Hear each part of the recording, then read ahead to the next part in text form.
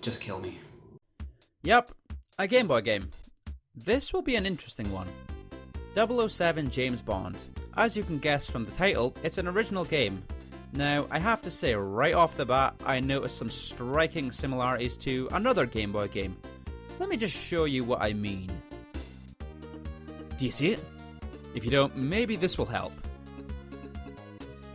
They're different enough, but there are definitely similarities enough for it to be noticeable at least. It says player select, there's 3 file slots, an erase and copy option, and you have to input a name. Let's see, unlikely Yuusha. Yeah, let's put, close enough. It's Zelda. The game has an awkward looking overhead view. You walk around on screens and when you hit the edge of the screen scrolls. You can even cut grass. And you know what? I like it. No, seriously. It's Zelda. What's not to love? It's Zelda to a point, at least. The combat is different for one, in some regard, using your fists for example. You have a block button and a punch button, and the way you have to attack most enemies is by blocking one of their attacks, which stuns them, then punch them, then rinse and repeat. So, it's not exactly like a Zelda game, but definitely takes inspiration from the series. Primarily Link's Awakening, I think, which is also for the Game Boy. Having similar menus, as I mentioned before, as well as a similar method for using items, but how you come by items is rather unique. Instead of having chests strewn about like you would in Zelda, you instead have to search rooms by pressing either A or B when next to an item. I should mention though, that the items, they're invisible, which comes off as a much less graceful way of coming across items, but also encourages you to explore rooms more thoroughly. Even though the items are invisible, there tends to be some sort of sign as to where you should search, such as a cabinet or a bed in the room. So it's not impossible, but nevertheless, I recommend walking around with the block button equipped. It works if you hold the button and you walk around using the move, so it makes coming by items much easier. The plot of this game, original, practically the same plot as 007 Racing to be honest, about a Russian warlord named General Golgov wanting to cause a nuclear holocaust and rule the world. Of course! What, I can't do that joke too? Scott, stop stealing other people's jokes. You know, you two could easily let me go. We could, but who would run the camera? Clearly, the camera could not function without such tender loving care. While not fantastic, I still enjoyed it. Now, I think I'm done with Game Boy. Hey, Hey, I like your gun. why thank you. I do. Oh, no.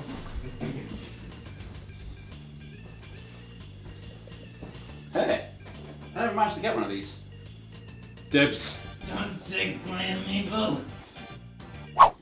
What can I get you, sir? A vodka martini? No thanks. A can of Coke, please. Shaken, not stirred. Okay. Ah, thanks. Now, where was I? Oh no, back to 3D games. I hope this goes better than the last few, except GoldenEye. I'm starting to think I should have took that vodka martini. This is Agent Under Fire, developed by Electronic Arts, and like so many before this, it is not a movie tie-in, but in fact an original story. And when you look at how it's written, it really shows. Now call off your compatriots. Go to hell! You first. Interestingly, Agent Under Fire was originally meant to be a PS2 and PC version of everybody's favourite The World Is Not Enough. But later it was changed to Agent Under Fire, and EA stating to several gaming magazines back then that Bond would be going back to its roots, claiming that they were going to make this a homage to Rareware's aforementioned flagship Bond game, GoldenEye. GoldenEye, you say? Now, I think we all know I like GoldenEye.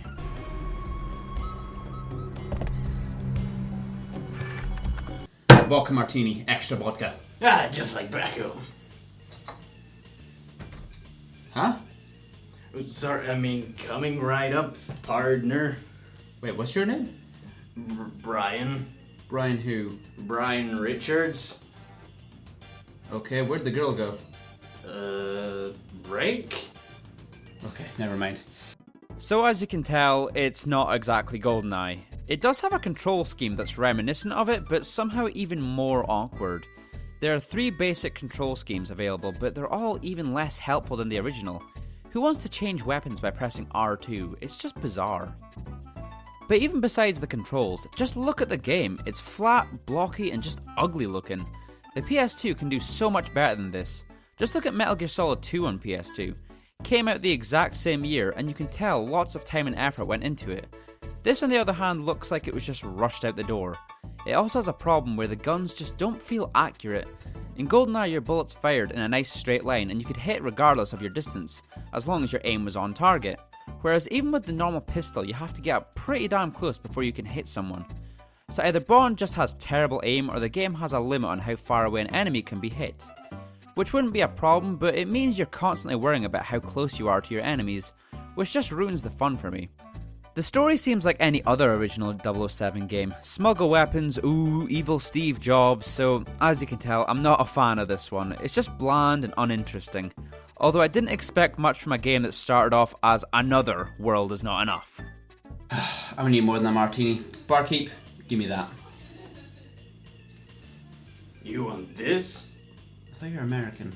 You want this? Yes, that please. Coming right up. Right then, what's next on my list?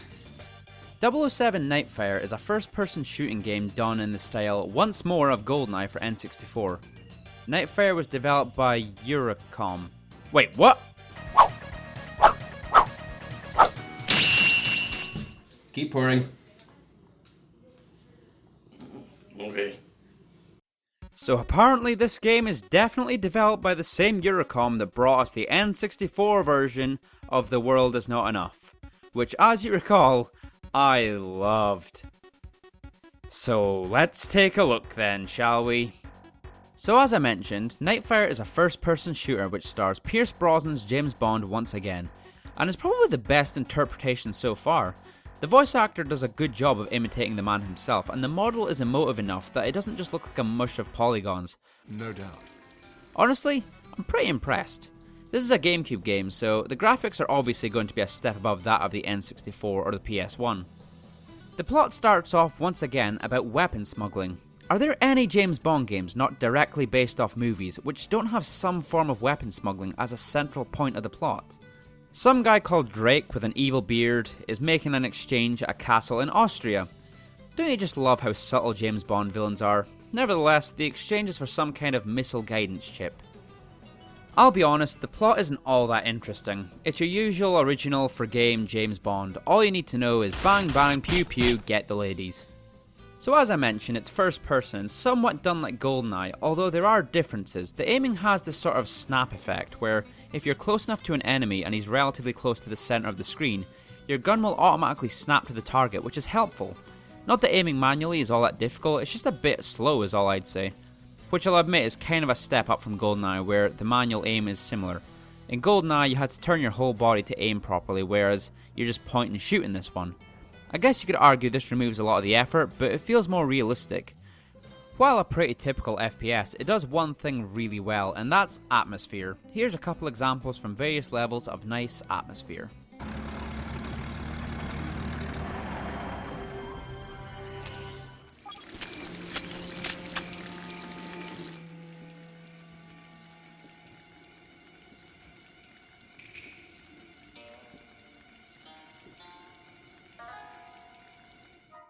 I don't know why I like the atmosphere of this game so much, I just do. There's something so nice about the use of sounds as well as a great job they did with the lighting. I have one big problem with Nightfire however. This one mission, just forget it. Firstly, it's a driving mission.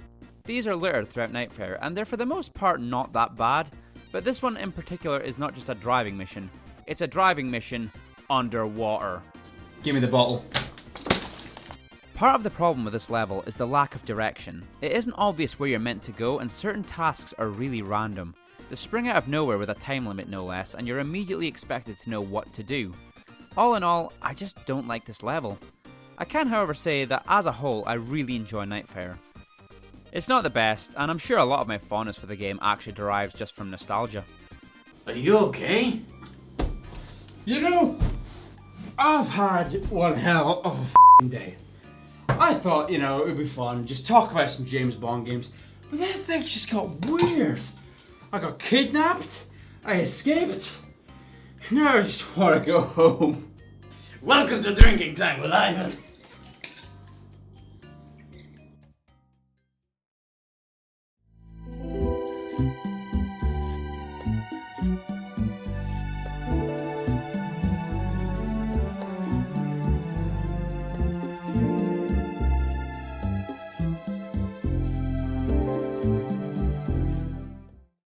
Welcome to Drinking Time with Ivan.